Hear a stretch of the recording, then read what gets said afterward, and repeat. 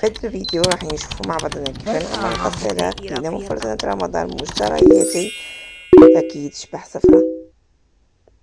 أسعد الله أوقاتكم أينما كنتم، مرحبا بكم معنا في فيديو جديد. وفي فيديو اليوم راح يكون من فيديوهات سلسلة رمضان، راح نشارك معكم فلوقات يومية، وهذا نهاري قبل رمضان. يعني هنا قررت كما قلت لكم نرتب المطبخ، واول حاجه درتها هبطت البلاكار. واش نقول لكم، حصلت حصله مكدوده. يعني هذا البلاكار وحده احكم لي يومين بالتحديد. اكيد اهم حاجه في رمضان الكوزينه تكون مستفه ونظيفه قبل ما نبداو كلش. واكيد لازم نهبطوا تاني معن رمضان. شكون اللي عنده معن رمضان؟ معن رمضان، معن الشتاء، معن الصيف، نتحكم معاكم. ما كاينش من غلا. كاين اواني الفخاريه، وكاين كيما نقولوا السوبيير، هادو اللي نستعملوهم على الاغلب في رمضان. كاين لي غامكا. خلا انا من صوتي راكم تسمعوني بديت نعيا ديجا من قبل. هنا رايحه نشارك مع الاخوه اللي راح يستعملوا اول مره الغساله، وبعد ما داروا لها الغسيل الذاتي. هذا هو الغاسول اللي نستعمله. ويعني كما حكيت لكم من قبل، من الاحسن في غسالة الأواني بكم النهار أنكم تستعملوا غسول ليكيد سائل، وهذا الملمع، والاثنين من ماركة لوغاج.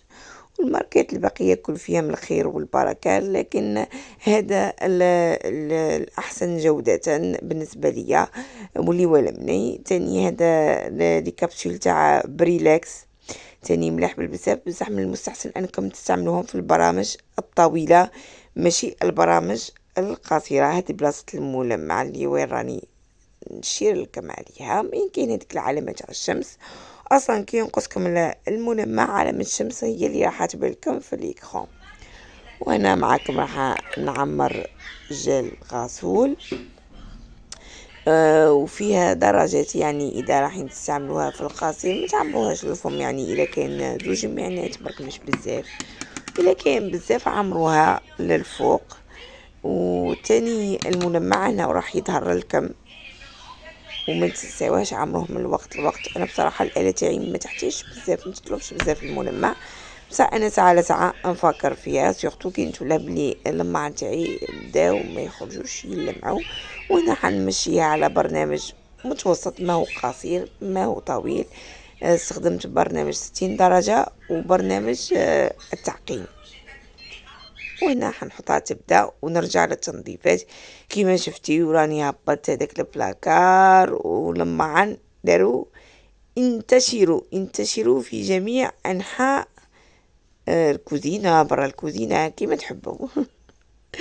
انا بديت نهبطو، راح نضرب له تنظيفه الاولى بالاسبيراتور، ومن بعدها راح نعقب عليها رشاشة تاع خل خاص بتنظيفات الفايونس. كيما راح نضرب له مسحه بالمعقم اللي نحبه انا بالبزاف، اللي هو ايكو. بصراحه ما يضرش، ما فيهش ريحه، سورتو الاصحاب الحساسيات. يعني ايكو بالنسبه لي الافضل. كاين تاني ايا كلين، تاني مليح بالبزاف، وينظف وينيطوي، ينحيو ليطاج، ينحيو الاقلام، ينحيو حوايج بالبزاف. يمسحوا لكم الصبابط، ينظفوها لكم. حتى لو كان الصياد دار لكم ستيلو في قماش ينحيه لكم، يعني عن تجربة. بصراحة سواء ايا كلين ولا ايكو، الاثنين نحبهم بالبزاف. هنا كيما راكم تشوفوا حتى الطاوله ما عادش فيها بلاصه. جبت لي واش كاين، انا حطيت تماك شغل المواد الغذائيه، حتى الماء من البلاستيك للفخار للقزاز اللي تحبوا لي. وفهاد الترتيبه راح نحي لما هذوك اللي ما نحتاجهمش، اللي فزتو نطيشهم، واللي فهمتوا عليا. لازم هذه الترتيب بوطون عندي. يعني على بالكم في الصيف برك بلي درت شغل تنظيف عميق كيما هكا، بما انه الوقت ما كان. يعني ما عرفتش كيف نقول لكم، بصح نقول لكم راني جبت يعني بصراحه من مفرزنات رمضان. ما كاينش كيفاه، ما كاينش عندي الوقت وما كاينش كيفاه نطيب. جبت هادو لي ميني بيتزا ورايحه نوجدها معكم. وجدت غير لاصوص تاع الطماطم كيف تشوفوا انا ما طيبتهاش. اولتها ما كان وقت، ثانيتها انا راح نطيب هاد الميني بيتزا راح نطيبها في الاير فراير. يعني والاير فراير ما شاء الله طيب مليح من الفوق. وهذيك الطماطم ما حاش تحتاج طيب باسكو حطيب مع البيتزا من الفوق. هكا البنات واش حطيت في هذيك الصلصه؟ حطيت واش لقيت قدامي، حطيت طماطم، توم، زيت زيتون وملح وفلفل اسود، والى عندكم زعيت راح يكون احسن واحسن، بس انا ما لقيتهاش في هذيك الرونه كامله. وعلى بها شغل اقتصرت، حطيت واش كاين عندي واش كاين قدامي. كيما قلت لكم في هذيك الرونه ما قدرتش، الله غالب، ولدرجة اني جبت المفرزنات، وكيما قلت لكم من قبل انا ما نحبش المفرزنات بصح، واضطريت كنت حنخبيها من الايامات الامتحانات، لكن ربي يجيب خيره، كل نهار بنهاره رايحين نوجدوا كل شيء مع بعضنا. انا كيما راكم تشوفوا ستفتهم، وحنحط فوقهم الطماطم بهذه الطريقه. كاين حتى اللي يساحوا. بصراحه أنا البيتزا بالعاده ما تجينيش منفوخه بهذه الكيفيه، يعني بهذه الطريقه. فكعدو ميني بيتزا جاوا طالعين ما شاء الله، وجاو يحبلو. حتى لو انا من كونجيلاتور قاسما بالله جاو روعه روعه. اللي حابه الوصفه تجربك الفيديوهات اللي قبل آلة الغسيل بكم من هاتن، باسكو آلة الغسيل دات حيز كبير. وهنا الجبن انا حنستعمل الجودا، خليط من الجودا وخليط مع الموتزاريلا. وشفت هادو اليامات بزاف يعدي واحد الترند راح نجربه، الا حبيتي نجربه معاكم. تا خلطوا خليط من الاجبان ويزيدوا لهم ملعقه تاع فرينه، ويقسموهم على علب صغيره ويحطوهم في المجمد. كنت حنجرب هذه الطريقه، وهكذا تخرجوا كل يوم شغل حسب ما تحتاجوا. تقدروا تخرجوا شغل علبة صغيرة وما حيش يكونوا متلصقين في بعضهم. لانه حطيتو فيهم هذيك الكميه من الفرينه. اللي تسقسي اسكو الفرينه راهي مديره، ما تخافوش، اغلبيه الاجبان اللي في راهم يتباعوا راهم عباره عن فرينه وزبده، غير اللي كتب لك ربي. غير هادو اللي زعما راهم غاليين شويه راهم طبيعيين، وتلقى مكتوب فيهم جبن جبن هكا ماشي تحضيره. هنا راح نحطهم في الاير فراير. وتاني الى حابين ندير لكم فيديو على الاير فراير ما عليكم غير تخليوا لي في التعليقات، راح ندير لكم عليها فيديو مفصل نقول لكم اسكو ندمت لي شتا ولا ما شريتهاش. فهمتوا عليا؟ الى حبيتوا يعني ما تنساوش تحطوا لي في التعليقات.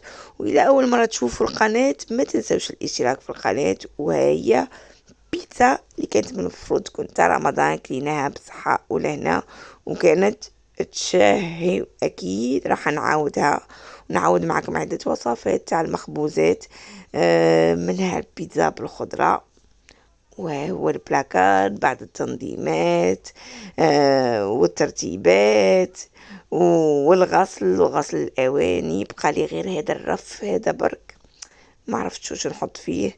اعطوني مقترحات وفي التعليقات، بانتظار مقترحاتكم. وانا حبيت اشارك معكم الفلان غانو الفلان تهلا مهلا، ويا سلام يا سلام. يعني انا ما حبيتش اشارك معكم المشتريات كامله لا، بصح تاع غانو ما قدرتش نراضيه. شكون اللي جربته؟ انا عاده ما جربتوش، حنجربه معاكم ونقول لكم اسكو صح فريمون بنين. يعني انا عندي ثقه في وصفات غانو كامل، نجربهم ونحبهم وتاهلين ماهلين، سهله مهله كما يقول، وبنينه هبال الدنيا. وانا تاني حنشارك معاكم هذا المنتج الرائع، رائع يعني رائع. اجل نشوفوا معنا. هنا راح نجربه في هذا المقلة اللي كانت تاع الكخاب وتحرقت لي، نسيتها فوق الغاز. اسكو راح ينحي لي هذا الحريق هذا لها، باسكو انا كنت حنطيشها كي درت كي فرست هذاك البلاكار ديسيديت نطيشها ويستمنها. جربت مع جميع المنتجات الطبيعية ومش طبيعية، اللي يحب قلبكم اللي ينحيو الدهون واللي راهم متوفرين في المحلات. وانا بديت نحك، اعذروني على التصوير خاطر ما قاعده نصور بيد ونحك بيد، لانه لي شادني من قبل يعرف بلي لي تريب اللي عندي كل تكسر والضو كامل اللي عندي تكسر، ويا سلام لازمني تريبلي جديد، سيبور جديد، خليه على ربي. المهم انا كنت معكم، حاولت نشارككم التجربة، درتو، شوفوا النتيجة، والله ما شاء الله. يعني نحى هذاك الحريق، بصح للاسف انا ظهر لي بلي المقله هذه عادت ما صالحاش، كتبوا لي في التعليقات لا راهي صالحه. انا ضميري ما يسمحليش باش نطيب فيها لولادي، بصح ما حاش نرميها بالك نمدها. شوفوا على باليش، حتى ضميري ما يسمحليش باش نمدها. شوفوا قولوا لي هنايا بعد ما تحبكتها للمره الثانيه، ما على باليش فيها تخميمه، بصح المنتج هايل وينحي حتى صديد يا البنات، جربته ينحي بغات صديد يهبل. هنايا راني رجعت لكم البلاكا، ستفتو ونظمتو، يعني هنا عاد شويه كيما يحب القلب مازال هذاك الميزان نحيه من تماك. فوالا هذه هي الترتيبات البسيطه، يعني حاولت نشاركها معاكم. سامحوني ما قدرتش نوري لكم كي نيطويت وحبكت، خاطر ما اغلبيه الفيديوهات كنت نبان فيهم على بها، يعني وريت لكم شويه من كل شويه هكا. ها راني نشارك معكم، راح نشارك معكم هذا رمضان فيديوهات عن طريق شغل بستيل فلوجات. وانا مشكوره الاخت اللي كتبت لي التعليق وورات لي بلاصه ضبط عصر الماء اليدوي، قالت لي شوفي مليح معين خزن الملح، طلعي راسك على اليسار وتلقايه فريمون لقيته. ها هو مازال عاد ما جربتش طبطته للامانه، البارح نزلت لكم فيديو قصير وقلت لكم راح نجربه، راح نحاول نصور لكم لانه البلاصه ضيقه. وانا حنشارك معاكم الترتيبات الاخيره.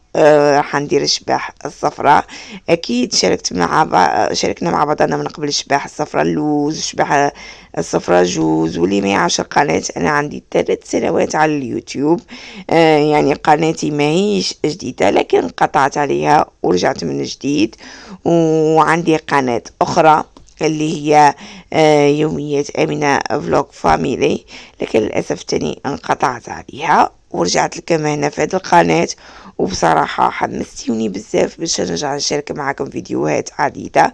قناتي كانت مختصة بالمناسبات والتسوقات وحوايج بزاف والخبريات والوصفات اكتر شيء، لكن انا بصراحة قلبي يميل للفلوجات وللاشياء المفيدة اللي نقدروا نتعايشوا بها في يومياتنا هكا باش نفيدكم وتفيدوني.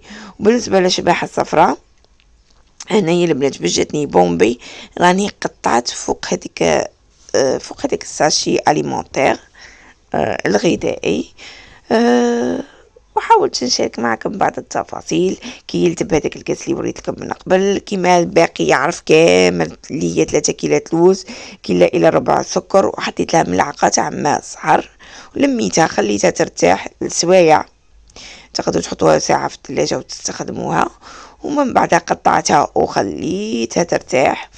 وهنا رايحه نبدا نقلي بالكونتيتي، يعني هذه الدفعه الاولى سخنت الزيت مليح ورايحه نقلي معاكم. وهنا درت غلطه حنشوفوها في الفيديو. اول غلطه الزيت خليته يسخن بالبزاف، وانا ما حاش نلحق نحط كلش، يعني ما حاش نلحق نحط كميه، نلقى ديجا الكميه اللي حطيتها في الاول حمارت ليه، يعني نتوما سخنوا الزيت ونقصوا عليه ومن بعدها عاد فين ابداو وحطوا، ما تحطوه قليل خلاص وما تحطوه قوي هكا يا البنات. وانا كيما راكم تشوفوا بديت نقلب فيها. تاني غلطه اني هذوك النوارات رحت قليتهم، ما فهمتش كيف رحت قليتهم. المهم هذا هو الشكل اللي تحصلت عليه تاع النوارات، عادوا يشبوا كلشي غير للنوار. بس ما عليش، كلشي والبنا يا اخي هكا. وهنا رايحة نعاود نرمدهم خلينا نقول نرمدوهم في بياض البيض بعد ما كنت لميت العجينة بصفر البيض. وللأمانة حكمت لي 3 بيضات، باش يكون في معلوم كما هذيك الكونتيتي تاع الكاس، حكمت لي 3 بيضات. نتوما حطوا بيضتين وبداو ضيفوا الثالثة بالعقل، شفتيوها ما كفاتش ابداو ضيفوا الرابعة بالعقل. وهو كذلك يعني كما معروف للجميع، ما كانش اللي ما عادش يعرف يدير الشباحة الصفراء، غير اللي الله غالب تخدم وما عندهاش الوقت باش تديرها، تشريها جاهزة. كما شفنا رحنا المحل شاكر امبالاج ولقيناها جاهزة، موجودة في ميني بري، موجودة في السوبرات العديدة، تلقاوها متوفرة. بالنسبة للمنتجات غان وانا شريتها من سوبرات ميني بري اللي في سكيكدا، اللي حابين يعرفوا ماين شريتها باسكو ماهيش متوفرة في كل بلاصة. معليش جيراننا نديرو لهم دعاية ببلاش سيدي. هنا حنرجع نقلي الشباح الصفراء. ما تقوليش حمراء تاني بزاف، احنا نحبوها في دارنا حمراء، سالوني حبها حمراء. المهم خدمتها انا حمراء صفراء. المهم راني تعبت روحي ودرتها باسكو ولادي يحبوها بالبزاف. حتى الزوج ولو غايب راح نخبيو له كونتيتي. وهنا بداو الاطفال يجهزوا للرمضان وزينة رمضان. وهذا العام ما شاء الله الزينة راهي متوفرة، والأطفال حبوا يفرحوا برمضان وفرحوا يا جماعة برمضان. لو كان ديروا الهلال بكرتونة افرحوا برمضان، خليوا أطفالنا يفرحوا برمضان. هنا نور تقول لكم رمضان كامل. يا ريتني سجلت، راح نسجل لكم في الأيامات القادمة إن شاء الله. عسل بنتي عسل. نرجع لكم الشباح الصفراء والكريدة اللي درتها. شوفوا واش درت، شوفوا نسيتهم في الاير فراير. شوفوا ما تقولوليش تحرقوا، على تقولي تحرقت في التعليقات ما نتفاهمش معاها. شوفوا مليح تحرقوا يعني. وش رايكم، وش تقولوا، محروقين ولا احمر؟ اي الاضاءة تحرقتش. انا نقول لكم ما تعيوا تلقاوها في صحني الاضاءة محمرة برك، نكتب على روحي محمرة. شوفوا راهي تحميرة تهبل. خليها الولد تاعي كلشي محمر بنين راهي تجي مقرمشة في قلب طاجين لحلو. وهنا شاركتكم معك مقتطفات صغيرة من عشاء قبل نهار رمضان. بما انه هيتو مقرر يصوم ملنا نعتو بعشاء يشبه لفطور رمضان. وهذو مشبيحاتي شباح الصفراء، وهكا كان يومي قبل رمضان. حبيت نشاركه معكم، نتمنى يكون عجبكم الفيديو. ملتقانا في يوميات رمضان. وانتوما يغلبكم رمضان ولا ما يغلبكمش؟ خليوا لي في التعليقات، وما تنسوش الاشتراك في القناة وتفعيل الجرس، وهكا يوصلكم جميع فلوقاتي. ما بقى لي نقول لكم صحة رمضانكم وصحة بعد الفطور ورمضان كريم.